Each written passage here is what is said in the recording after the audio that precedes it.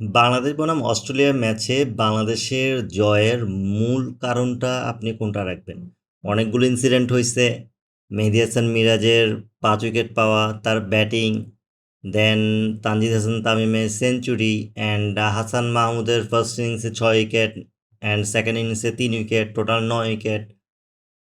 So এতগুলো জিনিসের মাঝে সাথে হচ্ছে শান্তর ৮৪ রান। সো এতগুলো জিনিসের মাঝে আপনি কোনটাকে এগিয়ে রাখবেন বা আপনি মেইন ট্রাম্প কার্ড কোনটাকে বলবেন? আমার মতে মেইন যে জিনিসটা এগুলোর বাহিরে একটা অন্যতম জিনিস হচ্ছে বাংলাদেশের টেলেন্ডার যারা ছিল তাদের ব্যাটিং।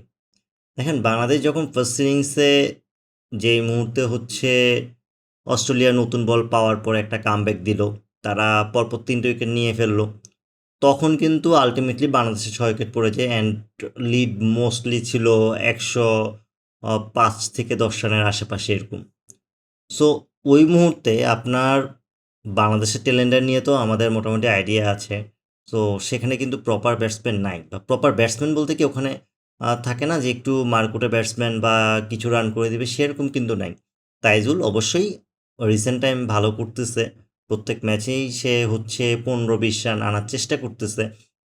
কিন্তু তারপর আপনি অস্ট্রেলিয়ার কন্ডিশনে আপনি কখনোই আশা করবেন না যে তাইজুল, দেন হচ্ছে তাসকিন, এবাদত, হাসান মাহমুদ এরা মিলে মিরাজের সাথে আপনাকে অনেক বেশি রান এনে দিবে। সর্বোচ্চ আপনি আশা করতে পারেন কত? ৩০-৪০ রান বা ৫০ রান, এর তো বেশি না। কিন্তু সে জায়গাটাতে দেখবেন যে এই দলটা, এই টেলেন্ডাররা যারা ছিল, বিশেষ করে মেহেদী হাসান মিরাজ এবং হাসান মাহমুদ, তাইজুল এরা যেভাবে খেলছে, দেন পরবর্তীতে তাসকিন, সবাই কিন্তু আলটিমেটলি সবার প্রচেষ্টায় যেটা হলো বাংলাদেশ এই লিগটাকে যখন ১১০-এর আশেপাশে ছিল সেটাকে ২২৮ পর্যন্ত রান নিয়ে যায়। মোস্টলি এই ৪ জন মিলে লাস্ট ৪ উইকেটে বাংলাদেশ ১২১-এর মতো অ্যাড করেছে। তো এইটা কিন্তু একটা হিউজ গ্যাপ ছিল। অস্ট্রেলিয়ার সাথে দেখেন অস্ট্রেলিয়ার ফার্স্ট ইনিংসও শেষ ৪ জন তেমন একটা রান অ্যাড করতে পারে নাই। ইভেন আপনার সেকেন্ড ইনিংসে যেখানে অস্ট্রেলিয়ার কামব্যাক দেওয়ার কথা অ্যান্ড অস্ট্রেলিয়া যেহেতু তারা প্রথম ইনিংসে এত পিছিয়ে ছিল, সো সেকেন্ড ইনিংসে তারা আরও সিরিয়াস হয়ে খেলবেন, তারা আরও ভালো করার চেষ্টা করবে। সেই জায়গা থেকে দেখেন যখন ৬ উইকেট পড়ছে অ্যান্ড ৬ উইকেট পড়ার পরও মোস্টলি তারা ১০০ রানও নিতে পারে নাই। ১০০-র আশেপাশে ছিল, ১০৫ মনে হয়েছিল, অ্যারাউন্ড ১০৫-৬ বা ৯০ থেকে ১০০-র মধ্যে এরকম একটা রান ছিল। কিন্তু দেখেন এখানে আপনার আরেকটি ইম্পর্টেন্ট বিষয় হচ্ছে, দেখেন ওদের ৪ জনের শেষ ৪ উইকেটে কারা থাকে অস্ট্রেলিয়ার। আজকে ছিল হচ্ছে ক্যামেরুন গ্রিনের সাথে ছিল হচ্ছে কামিন্স ছিল, স্টার্ক ছিল, হ্যাজেলউড ছিল, নাথান লায়ন ছিল।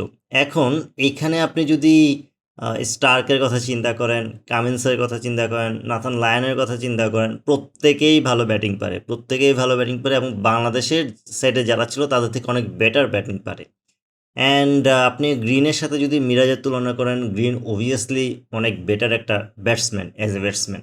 তো সেই জায়গা থেকে স্বাভাবিকভাবে আপনার যত পরিসংখ্যান দেখেন বা সাদা চোখেই এই জিনিসটা চলে আসে যে অস্ট্রেলিয়ার টেলেন্ডার যারা, বিশেষ করে শেষ ৪ উইকেটে যারা ছিল তারাই বেশি রান করার কথা। কিন্তু তারা ২ ইনিংস মিলেও কিন্তু আলটিমেটলি বাংলাদেশের শেষ ৪ জনের সমান রান করতে পারে নাই।